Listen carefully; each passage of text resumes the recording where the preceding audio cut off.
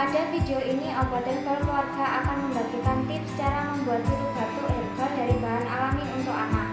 Batuk bisa jadi adalah gejala iritasi bronkial karena efek lingkungan sekitar, baik karena kualitas udara yang kurang baik atau karena penyakit pernapasan seperti pilek, flu, atau bahkan bronkitis.